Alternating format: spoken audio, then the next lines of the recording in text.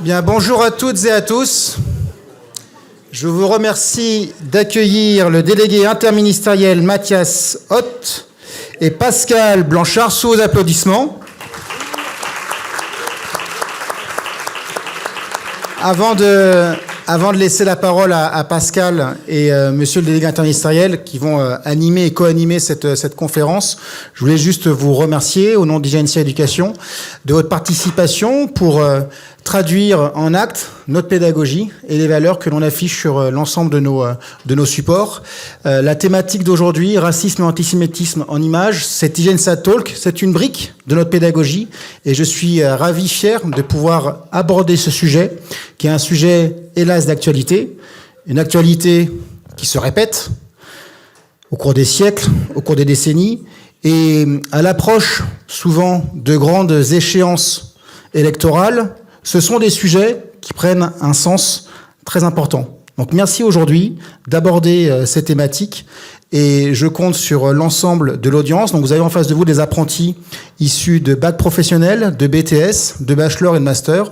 Je compte sur vous au moment opportun pour interagir et ne pas hésiter à poser des questions et à challenger nos conférenciers de ce jour. Et si je peux me permettre, j'en ai parlé tout à l'heure avec Pascal pendant l'introduction, je serais intéressant, monsieur le délégué interministériel, que vous présentiez aussi votre fonction et expliquer à cette jeunesse, à ces apprentis, à ces salariés qui contribuent à l'effort de notre société, ce qu'est votre mission et avec l'ensemble de vos collègues au ministère. Je pense que c'est important.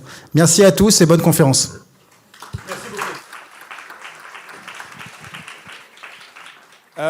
Merci de votre accueil. C'est toujours compliqué d'expliquer et de raconter une exposition quand l'exposition n'est pas là, mais comme une grande partie... Qui l'a vu l'exposition qui est actuellement à l'étage parmi vous? Qui l'ont vu, ok. Vous êtes une petite minorité. Oui, voilà, d'accord. Donc une petite minorité. Les autres la verront donc plus tard. D'accord, donc on va dire que vous êtes un petit peu plus nombreux.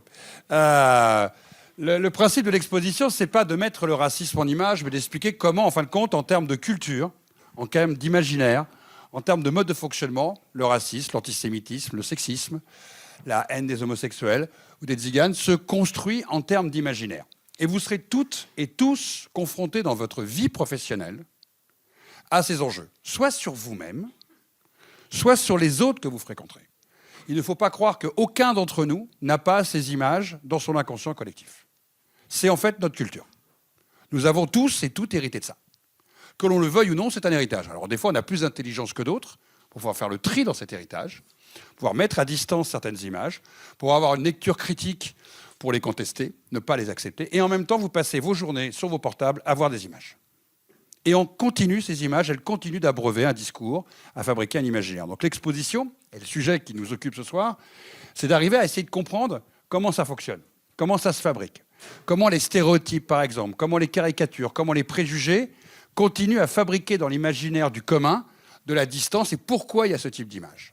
Pourquoi, d'une certaine manière, depuis des siècles, ces images fabriquent avec des fois des supports très différents, parce que le cinéma n'existait pas au XVIe ou XVIIe siècle, c'était des gravures et des dessins.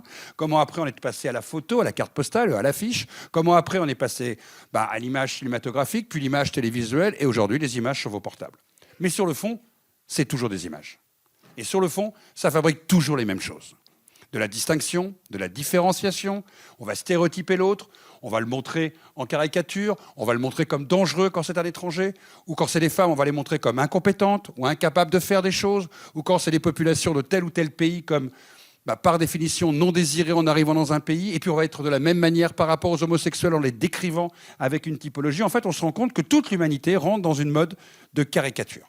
Et en termes de xénophobie, chaque pays va caricaturer l'autre d'une manière à le mettre à distance, comme s'il n'était pas comme nous. Une caricature, un préjugé, un dessin, c'est aussi une manière de fixer dans un code unique nos identités collectives. Ça veut dire quoi, ça? Ça veut dire que chacun d'entre vous, ici, vous êtes des individus totalement différents. Il n'y en a pas un qui ressemble à l'autre. Ce que va fabriquer l'image, c'est qu'elle va faire croire que vous êtes semblables à un moment dans un groupe. Elle va fabriquer des traits communs d'entre vous, en disant, voilà, toutes ces personnes-là sont ainsi. Et ça, c'est la caricature qui va résumer un certain nombre d'éléments et qui va fabriquer sur vous des préjugés. Compétents, pas compétents, doué, pas doué, dangereux, pas dangereux, violent, pas violent, sexualisé, pas sexualisé. Et tout ça va fabriquer une sorte de grille de lecture de qui vous seriez.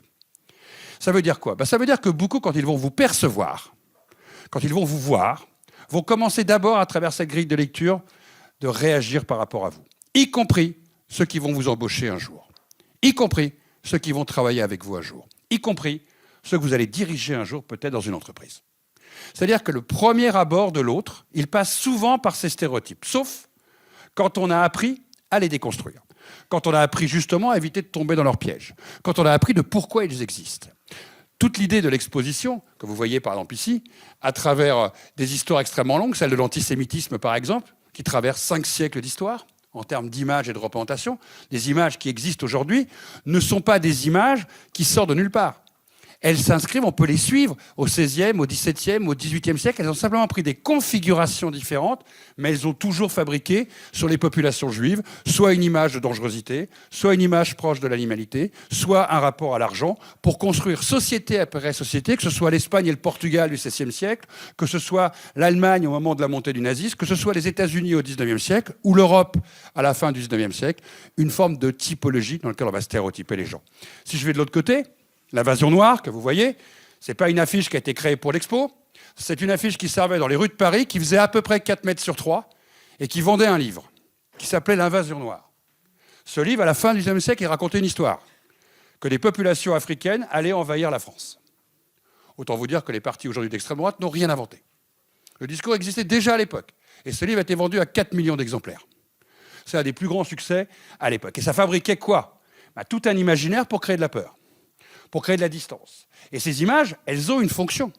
Dans un moment colonial, puisqu'à l'époque la France a un empire colonial, c'est de justifier qu'il faut mieux coloniser ces populations que de les laisser libres. Parce que si on les laisse libres, elles vont s'organiser, elles vont massacrer les colonisateurs et elles vont venir envahir Paris. Tout le discours, il est aussi politique derrière une image.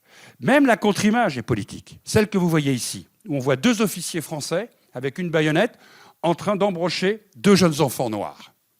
C'est une image de contre-colonisation qui s'oppose à la colonisation et qui dénonce à travers cette image-là la violence de l'acte colonial. Vous voyez donc une image, elle est un résumé d'un discours. Elle fonctionne avec une efficacité forte parce que par définition, ces images sont fortes. Regardez cette photographie, qui est en fait une image, ce qu'on appelle la xénophobie. La xénophobie, c'est la détestation ou le rejet des étrangers. C'est pas comme le racisme. C'est encore autre chose. C'est de considérer que tout étranger, ou une partie des étrangers, ne serait pas souhaité, que ce soit ici, en Amérique, en Chine ou au Japon. Dans toutes les sociétés, il existe des discours xénophobes et anti-étrangers. C'est cette photographie où vous voyez une manifestation contre l'invasion des métèques, donc des étrangers. Faites grève. Cette image en elle-même, elle fabrique aussi un discours comme quoi il y aurait un sentiment d'unité de gens qui ne souhaiteraient pas que les populations arrivent. L'image des étrangers est toujours la même quand on dénonce la présence d'étrangers. On les présente comme dangereux, on les présente comme non souhaités, on les présente comme non désirés, on les présente comme, par définition, inutiles à la société. En tout cas, le discours xénophobe, il fonctionne toujours sur les mêmes codes. L'étranger serait dangereux pour la nation. Mais quelle est la force des images? Parce qu'on pourrait imaginer que les textes suffisent. Les images, que vous le vouliez ou non, vous les voyez. Si vous vous promenez dans la rue, vous voyez une affiche. Que vous ayez décidé ou non de la lire, elle est là. Si vous prenez votre portable et que vous scrollez, à un moment, si une image, elle passe, vous la voyez. C'est pas comme un livre que vous êtes obligé de lire. C'est pas comme un texte que vous êtes obligé de lire. C'est pas comme un discours que vous êtes obligé d'entendre. C'est pas comme un film qu'on vous oblige à voir au cinéma. Si ça vous plaît pas, vous le regardez pas. Mais une image, elle fonctionne en un instant T et elle fabrique un inconscient collectif. Et si elle avait qu'une, vous me diriez, vous l'auriez oublié. Sauf que là, on parle de dizaines de milliers d'images. Votre génération voit en 15 jours, sur son portable, ce que vos grands-parents voyaient en toute une vie en images. Vous en rendez à peine compte de la puissance que les images émettent sur vous, et ce qui est normal, puisque vous ne vous arrêtez pas sur chaque image que vous voyez, vous les digérez, vous les scrollez, vous les faites rentrer dans votre cerveau, et elles s'empilent. En s'empilant, elles fabriquent une culture. Le fait de s'arrêter sur ces images, c'est donc justement se poser la question de ce qu'elles produisent, de ce qu'elles fabriquent, de comment, à force de répétition aussi, elles commencent à faire croire que quelque chose devient une vérité. Et donc de repartir un peu en arrière et de comprendre chacun des codes de ces images, leur mode de fonctionnement, leur imaginaire, ça permet justement de se questionner sur leur mode opératoire. Ça veut dire sur comment elles ont quelque chose d'efficace sur vos cerveaux et de croyances. C'est pour ça que pendant très longtemps, des jeunes femmes n'avaient pas confiance pour exercer certains métiers. Parce que la production d'images fabriquait des jeunes femmes qui étaient à la fois incompétentes pour voter et incompétentes pour travailler, et donc pour diriger dans l'entreprise, ou pour être des élus politiques. Ça a quand même duré depuis la Révolution française, près de 150 ans jusqu'au vote des femmes en France en 1945. Ça veut dire que l'image ne fabrique pas simplement quelque chose de théorique. Elle fabrique de l'exclusion, elle peut fabriquer de la discrimination, comme aux États-Unis avec une partie des populations, elle peut fabriquer de la haine, et cette haine peut aller jusqu'à tuer l'autre, la Shoah. Il y a donc, à l'intérieur de l'espace visuel, aussi quelque chose à comprendre, c'est qu'elle fabrique une forme de légitimité à détester l'autre, à repousser l'autre ou à tuer l'autre. C'est pour ça que ces images, elles ne sont pas neutres. Elles fabriquent une forme de norme à un moment. Elles dominent le réel et elles sont bien plus puissantes que le réel. C'est pour ça qu'on a essayé, à travers cette expo, et pour ceux qui l'ont vu ou ceux qui vont la voir, d'arriver à vous donner des clés de décodage. Pourquoi tel type de population est vu de cette manière-là? Pourquoi sur tel type de population, il y a tel type de stéréotype? Tout simplement parce que vous-même, vous pouvez les reproduire sans vous en rendre compte, sur les autres. Par contre, vous vous en rendez tout de suite compte quand c'est sur vous. Quand les autres vont vous discriminer, quand ils vont vous rejeter, quand ils vont vous mettre à marginalisation, c'est bien aussi que vous ayez ces clés de décodage pour comprendre comment on vous perçoit. Et notamment demain dans le monde de l'entreprise, comme d'ailleurs dans le monde de votre vie privée.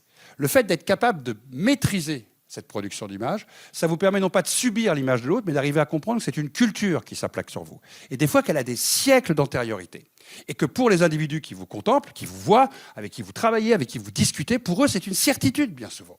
Ils sont persuadés qu'ils l'ont vu. Ils sont persuadés que du vrai. J'ai vu en image, donc si l'image me l'a montré, c'est que c'est du réel. Et tout notre travail à nous, historiens, c'est de vous donner des clés de décodage, non pas pour avoir une pensée unique, vous en ferez ce que vous voulez, mais d'être plus intelligente et plus intelligent. D'être capable de prendre de la distance sur ces choses-là. D'être capable de temps en temps d'arriver à faire attention aussi quand vous reproduisez des stéréotypes. Parce que vous en reproduirez automatiquement un jour dans votre carrière. Et deuxièmement, il faudra vous questionner aussi sur la manière dont les autres vous perçoivent. Parce qu'ils peuvent, pour certains, considérer que tel ou tel type de population n'est pas compétente. Ils peuvent être persuadés que tel ou tel type de population ne peut pas diriger une entreprise ou un département. Dans une entreprise, vous pourrez rencontrer des gens qui vont considérer que vous n'êtes pas capable de faire certaines choses. Et ça va souvent être lié à des préjugés ou à des stéréotypes. Il ne faut pas penser qu'on naît avec ça. Personne ne naît avec des stéréotypes dans l'esprit. Personne ne naît avec des caricatures. C'est de la culture. Ça s'apprend. Détestation de soi, regard méprisant sur les autres, mise à distance, tout ça, c'est de la culture. Et c'est bien souvent inconscient dans l'empilement qu'on a dans notre cerveau à travers ça. L'intérêt de cette expo, avec près de 250 images, c'est de remonter le temps. 1, c'est de montrer ces images. 2, c'est de les décoder. Et 3, c'est de vous faire réfléchir dessus. Et de vous donner la capacité, à un moment, de pouvoir prendre le pouvoir sur ces images-là. Et pour ceux qui vont continuer à les utiliser. Parce qu'au moment où on se parle, de nouvelles images sont créées. C'est sans fin, la caricature, par définition. Rêver d'un monde utopique où toutes ces images vont disparaître, c'est pas vrai. Ça n'existera jamais. Il y aura toujours des gens pour discriminer, et il y aura toujours des gens qui seront discriminés. Il y aura toujours des gens que ça arrangera de pouvoir conserver un pouvoir entre les hommes et que les femmes n'y acceptent pas. Il y aura toujours des gens qui discrimineront les homosexuels. Pourquoi ? Parce que par définition, c'est l'ordre du monde d'aller à un moment fabriquer du type, de la typologie et du rejet. Nous pouvons simplement vous donner la capacité de dénoncer ces choses-là quand elles fonctionnent, de pouvoir lutter contre ça, donc lutter contre les discriminations, de pouvoir identifier quand quelqu'un dans une entreprise, par exemple, risque de produire une discrimination ou une image dévalorisante, ou quelque part, quelqu'un qui va s'appuyer sur ces images pour justifier ses actes. C'est là où votre intelligence, elle va intervenir. C'est donc avoir une sorte de boîte à outils pour arriver à comprendre comment le monde fonctionne. Elle sert à ça, l'exposition, et elle sert aussi, d'une certaine manière, à raconter ce que vous apprenez tous les jours quand on vous raconte l'histoire du monde, de comprendre certaines formes de comportement. Vous avez tous compris que quand Trump veut arriver au Groenland, il n'est pas très respectueux des gens qui vivent au Groenland. Eh bien, ça s'appelle une culture. Il a cette culture du mépris des minorités. Il a cette culture parce que l'Amérique, depuis toujours, a colonisé des terres, a repoussé des populations pour considérer que certains avaient des droits et d'autres pas. Vous l'avez tous compris. Mais vous n'avez pas forcément les clés de décodage de la manière dont Trump fonctionne et de la manière dont il faut répondre à Trump par rapport à ça. À ceux qui pourraient trouver normal que quelqu'un rentre chez vous, prenne votre appartement, votre pelouse, votre gazon, votre grenier, votre cave et décide que c'est chez lui. Tout ça, c'est de la culture qu'il y a derrière, qui va légitimer le droit du plus fort, le droit de certaines populations sur d'autres et le mépris de certaines populations qui n'ont même pas le droit chez eux de savoir qui doit les guider demain. Et bien voilà, ce genre d'exposition, elle vous sert aussi à décoder ce genre de choses et d'une certaine manière à avoir de l'intelligence là où on penserait qu'il ne faudrait avoir que de l'émotion. La meilleure manière de répondre à l'émotion, c'est de répondre par la raison. Et la raison, elle est fondée sur le savoir et la connaissance. Ça vous donne des clés de décodage. Donc, je trouve que c'était bien qu'avec Mathias Hoth, qui va se parler lui-même, parce que c'est une très grande personne, qui est donc dans un métier très particulier, parce que moi, je fais ça en tant qu'historien.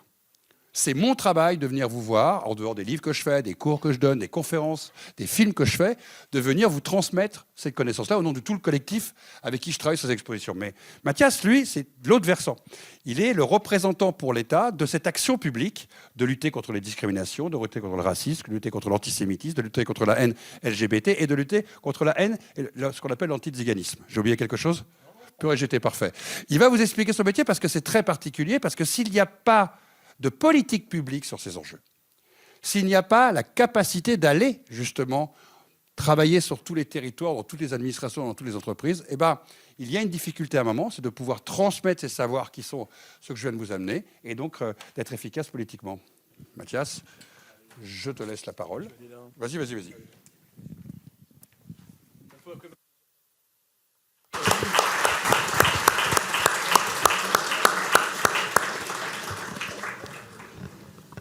Bien, monsieur le directeur, merci pour votre accueil. Cher Pascal, mesdames et messieurs les étudiants, mesdames et messieurs les enseignants, chers amis, je suis très heureux d'être avec vous et d'avoir répondu à l'invitation et du directeur de l'école et de Pascal pour saluer évidemment le travail qui est mené par le collectif, qui est animé par la CHAC, le travail qui est mené autour de cette exposition et qui vient nous démontrer combien l'image, et ça a été parfaitement expliqué par Pascal à l'instant, a siècle après siècle contribué à construire et véhiculer malheureusement les pires stéréotypes.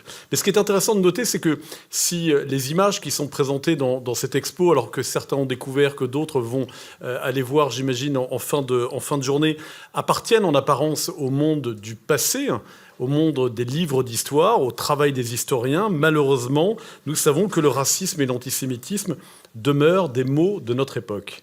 Et à cet égard, permettez-moi de vous raconter peut-être une histoire qui a beaucoup marqué en ce début d'année 2026, une histoire qui est celle d'un petit garçon qui n'a que quelques jours à peine, parce qu'il était né une nuit pleine de promesses, un 1er janvier à Avignon, à 1h30 du matin, alors que la France est occupée, et c'était bien normal, à fêter l'arrivée de la nouvelle année. Ce petit garçon a poussé son premier cri, et ce petit garçon, qui est le premier né de l'année 2026, parmi toutes ces naissances, cette nuit-là, le hasard l'a choisi lui, puisque le lendemain, un journal de la presse régionale a décidé de citer son nom comme le premier-né, vous savez, de la région autour d'Avignon.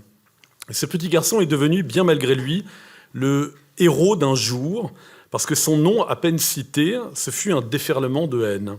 Ce petit garçon que nul ne connaît, et qui ne demande d'ailleurs qu'à vivre, a été la cible d'un tombereau d'injures. Et quelle a été sa faute ? Sa responsabilité a été que ses parents ont fait le choix de l'appeler Zaïd. Et ce prénom, qui est d'origine arabe, signifie croissance et prospérité. Et un soir de Nouvel An, que pouvions-nous souhaiter d'autre à ceux qu'on aime un 31 décembre ou un 1er janvier ?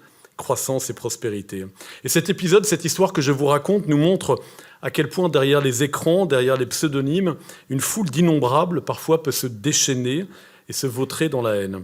Alors Zaïd ne sait pas la violence dont il a été victime, et tant mieux, il est bien trop jeune pour ça, même si un jour Zaïd découvrira par lui-même ces paroles dont il fut la cible au premier jour de sa vie. Peut-être par une blague d'un de ses collègues, qui se pensera drôle et spirituel. Vous savez, ce même collègue que vous avez peut-être rencontré en apprentissage dans le monde de l'entreprise, qui passe son temps à dire que, quand même, en France, on ne peut plus rien dire, on ne peut plus rigoler, on ne peut plus blaguer. Parfois même certains collègues qui vont jusqu'à dire que quand même, la France ne serait plus totalement la France et qu'on ne serait plus chez nous. Ce même collègue qui dit aussi parfois, vous savez, moi je ne suis pas raciste puisque mon voisin est noir et qu'il est particulièrement sympa en plus. Ce collègue, vous l'avez peut-être rencontré aussi un soir de match où des supporters beugleront des chants racistes au nom de la défense d'une équipe, peut-être dans la rue, à travers une agression verbale, une agression physique. Et ce que je veux vous dire aujourd'hui en tant que délégué interministériel au nom de l'État, c'est que cette haine, et je crois que Pascal l'a dit très justement, elle n'est pas naturelle à l'homme, elle n'est pas consubstantielle de l'homme. L'homme ne naît pas profondément, évidemment, raciste et dans la haine. Il faut rappeler cette vérité fondamentale, Parce que personne ne naît en haïssant une autre personne en raison de sa couleur de peau, de ses origines, de sa religion ou de son orientation sexuelle. Et chacun d'entre nous a pu malheureusement faire parfois l'expérience à titre individuel de cette haine d'un peuple par rapport à un autre, cette haine de celui qui est différent de moi, la haine raciste, la haine antisémite. Et je voudrais rappeler solennellement que cette haine, elle n'est pas le fruit du hasard, elle n'est pas inscrite en chacun et chacune d'entre nous. Cette haine-là, elle est d'abord une construction sociale, culturelle, historique. Comme on a appris jadis, au XIXe et au XXe siècle, et heureusement c'est une époque révolue mais pas si lointaine, que nous étions tous les descendants évidemment de nos ancêtres les Gaulois, comme dans Astérix et Obélix, que notre ennemi héréditaire était évidemment l'Allemagne, qu'il fallait haïr pour toujours.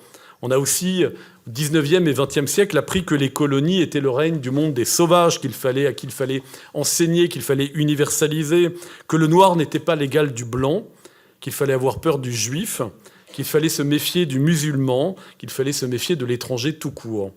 Et notre histoire, elle est évidemment, et cette expo le montre parfaitement, pleine de ces défaites, de ces haines qui sont construites mentalement dans toute pièce. Et notre devoir, évidemment, reste inchangé de les combattre, de les décortiquer, pour que nous puissions éduquer, malheureusement, à la lutte contre la haine. Mais je voudrais aussi dire que, évidemment, pour la République, pour notre société, cette haine est toujours une défaite, une atteinte frontale aussi à trois principes essentiels que sont, vous en avez sans doute déjà entendu parler au cours de vos études, et parfois ce sont des mots qui sont un peu désincarnés dans les livres d'histoire, que vos enseignants vous ont peut-être rabâchés, mais qui sont des mots magnifiques et qui sont des mots qui résonnent particulièrement à l'aune de l'histoire de Zaïd que je vous ai racontée, l'universalisme, l'égalité et la fraternité. Cet universalisme que décrivait en ces mots simples un certain Victor Schœlcher. Ce nom résonne peut-être à votre esprit. Victor Schœlcher, c'est celui qui a permis l'abolition de l'esclavage en 1848 et qui disait « La République n'entend plus faire de distinction dans la grande famille humaine. Elle n'exclut personne de son immortelle devise « Liberté, égalité, fraternité ». Alors j'aurais souhaité évidemment que votre génération, les plus jeunes d'aujourd'hui, évidemment, soient libérés de cette violence et de cette haine-là et de l'histoire de Zaïd que je viens de raconter. J'aurais souhaité que le racisme, l'antisémitisme vous apparaissent comme la peste et le choléra, comme finalement des maladies anciennes, révolues, qui appartiendraient au livre d'histoire. J'aurais souhaité qu'aucun d'entre vous dans cette salle n'ait pour un seul instant de sa vie senti sur lui le poids d'un préjugé, la blessure d'une insulte, le regard parfois soupçonneux de celui qui vous juge étranger à notre société. Et malheureusement, vous le savez, dans notre pays, mais pas seulement dans notre pays, en Europe, dans le monde tout entier, nous assistons à une libération de la parole raciste, antisémite, homophobe, LGBTophobe. Je veux rappeler que depuis notamment le 7 octobre 2023, les actes antisémites ont explosé dans notre pays dans des proportions inédites, que depuis le début de cette année, les actes anti-musulmans ont aussi très fortement augmenté. On a même eu, malheureusement, l'année dernière, 2 meurtres racistes dans notre pays, Abou Bakar Cissé, Hichem Miraoui, qui sont morts parce qu'ils étaient musulmans. D'une manière plus globale, entre 2015 et 2024, juste que vous reteniez peut-être un chiffre, je ne vais pas vous asséner trop de chiffres aujourd'hui, mais les infractions à caractère raciste, xénophobe et anti-religieuse dans notre pays ont augmenté de 37%. Ce n'est pas qu'un enjeu de libération de la parole, c'est aussi un enjeu de désinhibition de ces propos racistes, haineux, pour lesquels nous avons tous une responsabilité, toutes et tous ici dans cette salle, en tant qu'usagers aussi des réseaux sociaux. J'y reviendrai dans un instant. Et ce que nous voyons revenir aujourd'hui, c'est une jolie formule, malheureusement un peu tragique, d'un auteur qui s'appelle Amin Malouf, qui parlait des identités meurtrières. Et je pense que c'est une bonne formule pour décrire ce qui se passe aujourd'hui, ce qui est à l'œuvre dans notre société. Ces identités meurtrières, c'est-à-dire le fait de vouloir à chaque fois vous ranger dans des cases intangibles. Des cases intangibles qui voudraient que celui qui me diffère devient l'ennemi, alors qu'en fait il est le frère dans notre société, dans la grande famille humaine que je viens de décrire. Et peut-être pour terminer sans être trop long, parce que l'idée est d'avoir évidemment un dialogue un peu interactif avec vous, je voudrais aussi terminer après avoir décrit tant de noirceur, par un message quand même d'espoir. Ce message d'espoir qui est celui du fait qu'il n'y a évidemment pas de fatalité. Il Il n'y a pas de fatalité au racisme, il n'y a pas de fatalité à l'antisémitisme, même si Pascal vous a dit il y a quelques instants, et il a évidemment raison, qu'on ne fera jamais avec notre génération, notre société, totalement disparaître des haines ancestrales comme le racisme et l'antisémitisme, mais il n'y a pas de fatalité à la désinhibition de la parole haineuse qui est à l'œuvre aujourd'hui dans notre pays, et nous pouvons toutes et tous être des acteurs, que nous soyons enseignants, que nous soyons jeunes, que nous soyons apprentis, que nous soyons étudiants, que nous soyons évidemment chefs d'entreprise. Et je veux terminer aussi en évoquant cette exposition qui nous montre peut-être cette part effectivement la plus sombre de l'héritage de notre histoire, de cet obscurantisme, de cet héritage qui est à bannir, et que parfois ces comportements que nous reproduisons sans le savoir, sous couvert de blagues, dans les cours de récréation, dans les cours des campus, sous couvert de blagues, sous couvert d'humour, on véhicule encore une fois parfois des stéréotypes et des préjugés. Et je veux vous rappeler que vous avez là aussi une responsabilité immense. J'ai une responsabilité en tant que délégué interministériel au nom de l'État pour mener des politiques publiques en matière de lutte contre le racisme et l'antisémitisme. Mais vous avez, vous aussi, évidemment, un rôle à jouer pour que cette jeunesse puisse conscientiser les injustices, les refuser, et que chaque parole de haine, chaque préjugé qui s'exprime, vous puissiez là aussi intervenir, ne pas laisser faire, ne pas laisser dire. Parce que je suis convaincu que la France et notre pays n'est pas réductible à la meute qui est parfois à l'œuvre sur les réseaux sociaux, qui continue évidemment à propager la haine, que la France n'est pas réductible à ceux qui instrumentalisent les divisions et qui nourrissent en permanence le fantasme d'une guerre civile qui serait à l'œuvre. Alors, pour ma part, et je le sais particulièrement dans cette école, j'ai évidemment confiance en vous, mais je veux vous dire aussi que vous devez être nos ambassadeurs dans le monde du travail, dans lequel vous avez déjà un pied, dans vos vies de famille, auprès de vos amis, dans les quartiers, dans les villages, dans les zones plus périurbaines. Vous avez ce rôle d'ambassadeur, évidemment, à jouer. Ce rôle d'ambassadeur parce que, je veux terminer par cette formule, n'oublions jamais ceci, dans ce monde, il n'y a ni mauvaises herbes, ni mauvais hommes, il n'y a que de mauvais cultivateurs. Alors, à nous de continuer à faire vivre l'unité du genre humain, à vous d'être des ambassadeurs et de continuer à faire vivre cette magnifique devise qui est la nôtre, liberté, égalité, fraternité. Merci à tous. Merci. Bouge pas, Mathias. Non, bouge pas d'ici. Mille merci. Je voudrais juste peut-être en 2-3 mots, t'expliques ce que tu fais en fait. Ton métier. Au quotidien, il consiste en quoi? Sur les territoires, auprès du monde associatif, auprès des chercheurs, en quoi il a été nécessaire en France d'avoir quelqu'un qui, en interministériel, un commissaire, travaille sur ces enjeux-là. Je pense que c'est important que tu leur expliques en termes de métier. 2 éléments de réponse pour ne pas être trop long et laisser la parole à la salle. D'abord, il y a un modèle français qu'il faut avoir à l'esprit. Ce modèle français qui correspond à ce mot que j'évoquais tout à l'heure qui s'appelle l'universalisme. Dans les autres pays européens, et c'est une tradition qu'on dit anglo-saxonne, vous avez des monsieur ou madame lutte contre le racisme. Vous avez des monsieur ou madame lutte contre l'antisémitisme. Vous avez des monsieur ou madame lutte contre l'homophobie. Et en France, on a fait le choix, historiquement, d'un outil unique de lutte contre toutes ces formes de haine, qu'elles soient racistes, qu'elles soient antisémites, qu'elles soient homophobes.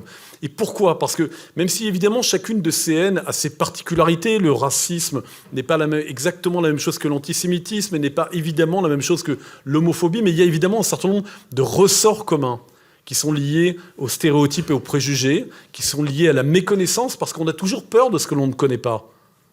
Et c'est donc l'enjeu majeur du travail d'éducation auquel nous contribuons évidemment cet après-midi, pour lequel vous serez vous aussi demain des ambassadeurs, ce travail d'éducation qui est majeur et qui est un trait commun entre l'ensemble de ces haines. Et alors qu'est-ce qu'on y fait? Évidemment, au nom de l'État, au nom aussi du gouvernement, bien sûr, c'est 3 choses. C'est évidemment le travail d'éducation, je viens d'en dire un mot, parce qu'il est indispensable pour, là aussi, décortiquer les stéréotypes que l'on peut avoir de manière inconsciente dans nos esprits, qui sont parfois transmis par les cultures, par nos parents, et dont on peut être les victimes. Le travail d'éducation aussi lié à la mémoire, parce qu'on ne comprend les mécanismes qui sont à l'œuvre aujourd'hui dans notre société qu'en regardant le passé, en regardant l'exposition de Pascal, en allant visiter des lieux de mémoire, en allant au camp d'Émile à Aix-en-Provence, en allant à Auschwitz pour voir ce qu'a pu être l'horreur de la Shoah. Donc ce travail de mémoire, il est évidemment indispensable. Et puis, on travaille aussi sur la question de ce qu'on appelle la réponse pénale. C'est un mot un peu technocratique pour dire qu'est-ce qu'on fait pour que les propos haineux qui sont en ligne, les actes racistes et antisémites soient mieux sanctionnés et plus rapidement sanctionnés, et éviter ce sentiment qui peut être à l'œuvre parfois d'impunité, où bah, tiens, en fait, on peut dire des trucs racistes et antisémites, il ne se passe jamais rien dans notre pays. Et ça, c'est évidemment un combat essentiel. Et puis je termine aussi en évoquant une dernière mission qui est importante, qui est une mission de financement au nom de l'État, puisque chaque année, nous finançons des initiatives qui contribuent au niveau national ou au niveau local à faire reculer le racisme et l'antisémitisme, d'où le soutien que nous apportons à la CHAC et à tout le travail du collectif qui existe autour de Pascal et autour des historiens qui animent ce collectif. Voilà. Mille merci. Je vais m'asseoir. Oui, tu peux t'asseoir, vous pouvez l'applaudir. Il n'y a pas que les historiens qui peuvent applaudir. Vous verrez que quand dans la vie de l'entreprise, vous devriez prendre la parole, vous allez voir comment vous penserez à ces moments-là, comment c'est jamais facile de voir devant 200, 300, 400 personnes de parler. Avant de vous laisser la parole et que vous puissiez avoir un jeu de questions-réponses et d'interroger sur les enjeux, je vais expliquer comment marche la société et puis je vais revenir peut-être sur un élément plus positif. Souvent, quand je fais la présentation de cette exposition avec Lilian Thuram, ou avec Abdel Malik, ou avec Rachid Benzine, ou avec Leila Slimani, qui ont contribué à ce travail, romancier, acteur, rappeur, joueur de foot, pour Lilian Thuram, aujourd'hui président d'une association, d'une fondation. Souvent, Lilian, il rappelle une chose. Aujourd'hui, nous ne sommes plus dans les pièges du passé. Il y a 175 ans, comme il disait toujours, son arrière-arrière-grand-père a connu l'esclavage. Ce n'est plus le cas. Sa maman est née, la colonisation existait encore aux Antilles. Ce n'est plus le cas. Quand Lilian Thuram est né, il y avait encore l'apartheid en Afrique du Sud. Ce n'est plus le cas. Ça veut dire qu'éveiller les consciences, ça permet aussi de changer les systèmes. Et aujourd'hui, d'être capable de savoir quand ce type de système d'oppression, de discrimination, à fondement racial ou discriminatoire se met en place, de les identifier. Je l'ai dit tout à l'heure, ce n'est pas une boutade, vous êtes capable de comprendre ce que fait Trump. Ce n'est pas certain que vos grands-parents et vos arrière-grands-parents avaient la même capacité d'analyse. Vous êtes capable de le savoir parce que vos enseignants vous ont appris à décrypter ça et vous pouvez comparer avec le passé. Le fait de maîtriser ces éléments, ça va vous permettre dans votre vie professionnelle, notamment vous, mesdames, de pouvoir rappeler aux hommes de temps en temps que vous êtes totalement leur égal et que vous avez exactement les mêmes droits que les hommes. Et avant vous, des femmes se sont battues pour ça. Et ont dû déconstruire certains systèmes, mais aussi un imaginaire. Tout un imaginaire qui rendait illégitime les femmes de voter, de travailler et de diriger les entreprises ou des départements ou des services. Pourquoi ? Parce que la meilleure manière de considérer que quelqu'un n'est pas légitime, c'est de fabriquer son illégitimité. Tu ne peux pas voter, tu ne peux pas travailler, tu ne peux pas être entrepreneur, tu ne peux pas diriger, tu ne peux pas savoir. Deuxièmement, c'est aussi de créer de la peur. Ce qu'on a peu dit ici, c'est qu'un des plus vieux vecteurs, par exemple sur la xénophobie, par exemple sur le racisme, dans les stéréotypes, c'est de fabriquer de la peur de l'autre. Soit de la peur de l'autre parce que l'autre serait dangereux, soit de fabriquer la peur de l'autre parce que l'autre pourrait être nocif, soit de fabriquer la peur que l'autre serait différent de vous. Cette différence, elle fabrique le fait que vous ne seriez pas capable, ou nous ne serions pas capables de vivre ensemble.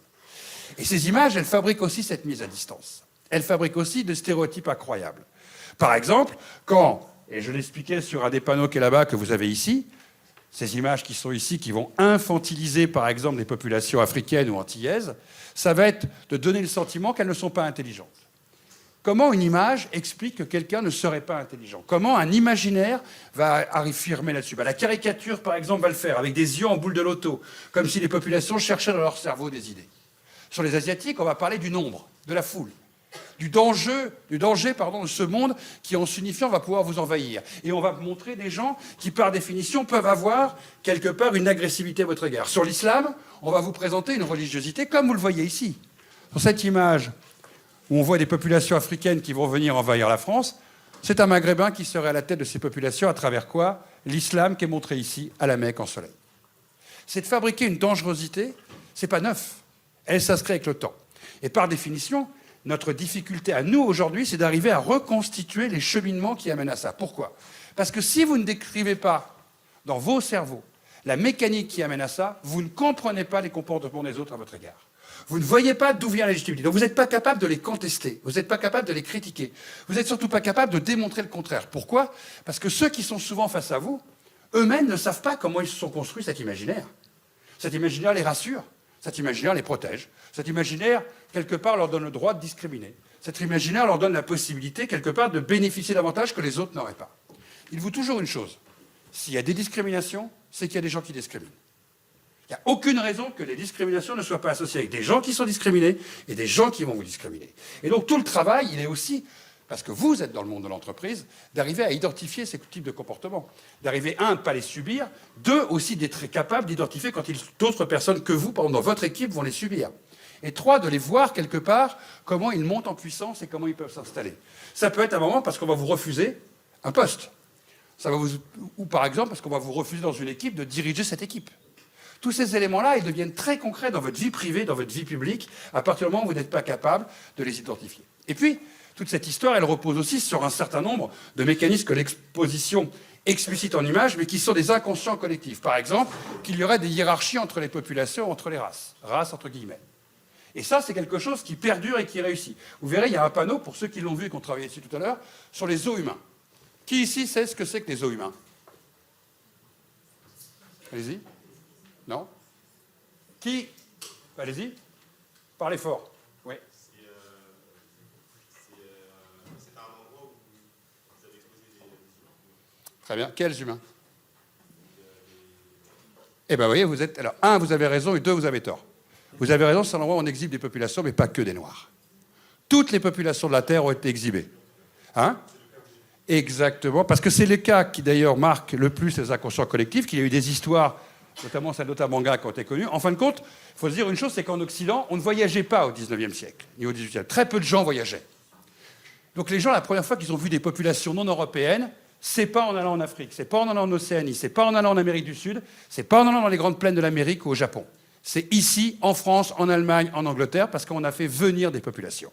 Et à travers les os humains, on a fabriqué une hiérarchisation du monde. Imaginez que demain, on vous emmène tous voir des gens en cage au jardin d'acclimatation. Vous serez persuadés que c'est des sauvages. Si on vous amène n'importe quelle population, que vous la prenez comme ça, vous vous sentirez supérieur à eux parce que vous seriez des visiteurs. Et c'est comme ça qu'on a fabriqué les mondes entiers. Vous savez qu'on a même exhibé des blancs. Pourquoi les Japonais exhibent des blancs, à votre avis? Parce qu'ils se sentent supérieurs des blancs et que ça va leur permettre de légitimer que c'est les seuls qui ont le droit de coloniser en Asie, les territoires asiatiques, et d'expulser les populations blanches, et notamment les colonisateurs blancs. Pour expulser l'autre, de cette manière, on l'exhibe. En l'exhibant, on se dit supérieur à lui. En étant supérieur à lui, on se donne du droit. Et en plus, tout le monde y croit. Personne n'a été forcé pour voir des os humains à l'époque. Sauf que très peu de gens se sont posé la question de qui était dans ces enclos. Personne a envie d'être vu par d'autres personnes dans un enclos. Donc la meilleure manière pour faire que le sauvage joue au sauvage, c'est de le payer pour jouer au sauvage. Et ces personnes dans les enclos, monsieur, étaient payées pour ça. Parce que sinon, vous restez sur votre chaise et vous ne bougez pas. Et si vous restez sur votre chaise et que vous ne bougez pas, personne ne vient au spectacle. Parce que ce n'est pas un spectacle. Le sauvage, pour qu'il soit un sauvage, il faut qu'il court à moitié nu, avec un arc, et qu'il donne le sentiment de manger de la viande crue. Et pour que ça marche, il faut mieux payer les gens. Non, le sauvage n'existe pas. Mais les os humains ont fabriqué une croyance, une certitude du vrai. C'est comme quand vous regardez aujourd'hui une image sur vos portables ou quand vous voyez un film. Alors maintenant, au temps de l'IA, le réel devient incroyable puisque le faux devient le vrai. Mais imaginez à l'époque que vos arrière-arrière-grands-parents ont cru ce qu'ils voyaient en pensant que les sauvages existaient. Donc ils ont indirectement, à travers ces spectacles, donné une légitimité à la hiérarchie du monde et des races. Et donc, il y aura eu des gens supérieurs et des gens inférieurs. S'il y a des gens supérieurs et des gens inférieurs, il y a des gens qui ont le droit de coloniser et d'autres qui n'ont pas le droit de coloniser. Il y a des gens qui auraient le droit à tous les droits et d'autres à beaucoup moins de droits. Et ça reste. Ça reste comme l'ensemble des autres éléments qui vous fabriquent une culture, qui fabriquent une forme de manière de penser le monde. Et donc, d'une certaine manière, de comment le monde devrait être organisé. Certains auraient plus de droits que d'autres. Certains auraient le droit de voyager, d'autres pas. Certains pourraient passer d'un pays à l'autre, d'autres pas. Certains auraient le droit d'exploiter des terres, d'autres pas. Quelque part, ce n'est pas simplement le plaisir de certains qui fabriquent ces imaginaires stéréotypés. C'est que ça correspond toujours à des intérêts pour ceux qui discriminent. À partir du moment où certains vont, pour des raisons religieuses, politiques, économiques, discriminer d'autres populations, ça veut dire qu'il y a certaines personnes qui sont valorisées, qui sont intéressées par cette situation de domination. À partir du moment où vous comprenez ça, vous comprenez comment les mécanismes fonctionnent, y compris d'ailleurs sur les mécanismes qui donnent le sentiment d'être uniquement des mécanismes de haine. Par exemple, sur les tziganes, sur les populations errantes. C'est quoi la peur? La peur, pour certains, depuis le haut Moyen-Âge, c'est la peur de populations qui ne sont pas stabilisées sur un territoire. C'est des populations qu'on ne peut pas contrôler, qui voyageraient de pays en pays librement. Et par définition, la liberté, elle est stigmatisée parce qu'elle n'est pas contrôlable. Comme elle n'est pas contrôlable, elle fait peur. Donc on va désigner les populations tziganes comme les populations bohémiennes, comme des populations à risque et dangereuses. Et on va fabriquer à un moment des populations de voleurs. À l'époque, voleurs d'enfants. Aujourd'hui, voleurs de ferraille et de métallerie. Et entre les deux, voleurs de poules. Parce qu'on ne veut plus les enfants au XXIe siècle. C'est pas rentable. Le marché de l'enfant ne marche pas. Mais dans l'histoire de l'humanité, vous regardez sur 3-4 siècles, les tziganes et les bohémiens ont toujours été associés à ce monde de l'étrange, à ce monde du vol, et donc à la dangerosité. Pourquoi? Parce que d'une certaine manière, on va aussi catégoriser ceux qui ne seraient pas dans la norme. Par exemple, en termes de sexualité. Et c'est une manière de, quelque part, punir à travers ces images, mettre en dehors de la société, interdire d'avoir des droits et d'égalité. C'est pour ça que se battre pour ses propres droits, en fonction de qui on est, c'est aussi de se battre pour les droits de son voisin. Parce que généralement, quand on commence à stigmatiser certaines populations, quand on commence à marquer au fer rouge d'autres populations, soi-même, ça peut arriver toujours. C'est pour ça que je disais à monsieur tout à l'heure que les Japonais, eux, exhibaient des Blancs. Il faut bien se rendre compte qu'il n'y a personne. Moi, par exemple, mes arrière-grands-parents, bretons, petits blancs comme moi, auraient très bien pu se retrouver dans un zoo humain en France parce qu'on exhibait des Bretons en 1910 à Nantes, en considérant que c'était quelque part un folklore qui allait disparaître au cœur de la République. Comme on a fait des villages basques, comme on a fait des villages occitans, comme on a fait des villages des Flandres. Toutes les populations considérées comme à la périphérie d'un centre républicain, eh bien, quelque part, étaient exhibées et montrées. Vous serez toujours le sauvage de quelqu'un, vous serez toujours l'autre de quelqu'un, vous serez toujours l'inférieur de quelqu'un en fonction des intérêts du temps et de l'endroit où la situation peut se passer. C'est pour ça que maîtriser et contrôler ces mécanismes, ce n'est pas simplement théorique, c'est pour vous-même. Le fait de maîtriser, d'avoir la connaissance de comment ça se passe, ça permet, un, de se défendre, mais deux, de défendre aussi vos voisins. Parce que ce n'est pas parce que ça arrive à vos voisins que ça n'arrivera pas à vous. Et dites-vous bien une chose, c'est que le monde est ainsi fait que dans le rapport de force, c'est celui qui possède le pouvoir des images, le pouvoir du discours et l'autorité qui impose à l'autre la manière de penser sa place dans la société. De tout temps, ça a été. Au moment des empires coloniaux, les populations colonisées n'avaient pas les moyens de créer des contre-images, n'avaient pas les moyens de faire du cinéma, n'avaient pas les moyens d'afficher des affiches, n'avaient pas les moyens de faire des photos. Donc n'avaient pas les moyens de tenir un contre-discours. Au moment des zoos humains, ceux qui étaient exhibés n'avaient pas les moyens de dire « je ne suis pas un sauvage ». Et au moment de la domination masculine sur les femmes n'avaient pas les moyens, jusqu'au moment où elles ont commencé à manifester, à se battre et à s'engager dans la résistance pour avoir le droit de vote, de pouvoir réclamer l'égalité. Par définition, c'est aussi un rapport de force. Et à partir du moment où vous maîtrisez ça, et que vous maîtrisez ces codes, et c'est là où nous sommes positivement très différents du passé, c'est que nous sommes aujourd'hui très lucides de ce qui se passe. Sauf qu'il y a des intérêts. Et dans ces intérêts, certains n'ont pas du tout envie que ça change. Souvent, on présentait la chose quand je le faisais avec Abdelmalik en conférence en prenant 10 cubes blancs. Je ne les ai pas avec moi aujourd'hui, mais on le fait pour symboliser ce qu'est un conseil d'administration type dans les années 80 en France. Les 10 cubes blancs, vous l'aurez vite compris que ça correspond à 10 hommes blancs. C'est à peu près un conseil d'administration type. Si on écoute et qu'on entend et qu'on respecte tout ce qui fait la diversité de notre société, à la fin du processus, il restera un cube blanc. Place des femmes, place des minorités territoriales, place des minorités de genre, place aussi des handicaps. Et bien quand on écoute ce qui fait le vrai reflet de la société, il y a beaucoup moins de cubes blancs à la fin. Donc on se doute que les cubes blancs n'ont pas envie de disparaître. C'est pour ça aussi que les discriminations continuent à produire des images et des imaginaires, qui continuent à produire de l'illégitimité de certains qui ne seraient pas capables de pouvoir accéder à des postes de responsabilité. Et c'est très compliqué de déconstruire les images. C'est très compliqué de déconstruire les imaginaires, parce que c'est des idées reçues, c'est des idées ancrées, y compris pour des personnes qui le croient sur eux-mêmes, de ne pas forcément être compétentes ou compétents pour faire quelque chose. Parce qu'à un moment, vous commencez à croire ce que vous voyez. Vous commencez à croire que vous ne serez pas capable de faire les choses. Et c'est bien pour ça que des gens avant vous, aussi bien au niveau de l'État que des intellectuels, que des chercheurs, que des romanciers, que des écrivains ou que des artistes, ont travaillé pour déconstruire ça. Mais ça prend beaucoup de temps. Il faut à peu près autant de temps pour fabriquer des imaginaires que de temps qu'il en faut pour les déconstruire. Pourquoi? Parce que ce n'est pas simplement de dire c'est bien ou c'est mal. Vous l'avez bien compris. Ce n'est pas une question morale.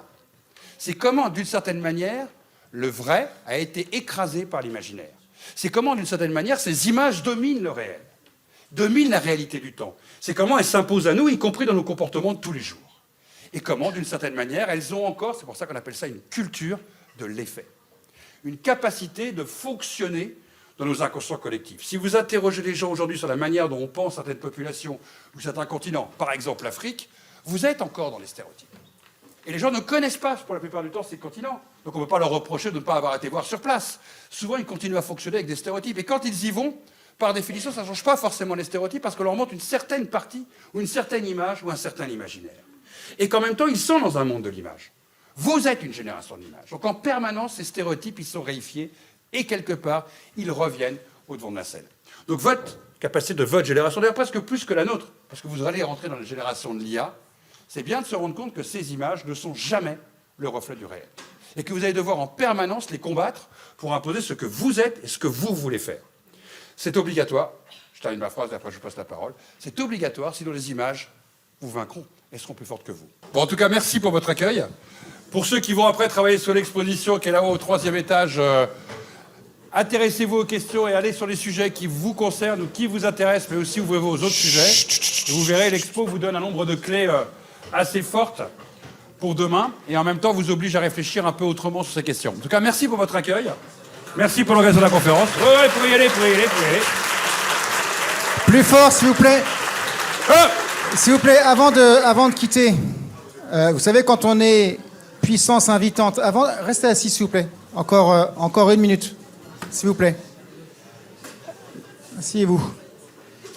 S'il vous plaît. Juste, quand on est comme ça, puissance invitante de 2 personnalités, c'est à nous de vous remercier, vraiment. Je voulais remercier la qualité des échanges, la qualité de l'exposition. Rappeler à l'ensemble des formateurs et des apprentis qui n'ont pas suivi cette exposition en étant accompagnés d'un formateur de la suivre, c'est en salle 302.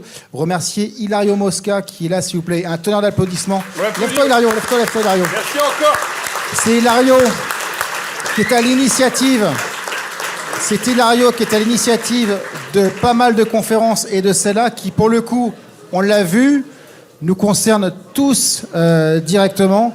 Donc, merci 1000 fois Mathias, merci 1000 fois Pascal pour votre disponibilité, votre simplicité dans l'échange. Ça fait plaisir de voir des politiques qui sont en contact de notre jeunesse et ça permet aussi aux apprentis de rendre compte de cette proximité et de cette disponibilité. Ça fera gagner, je pense, l'ensemble de beaucoup de débats.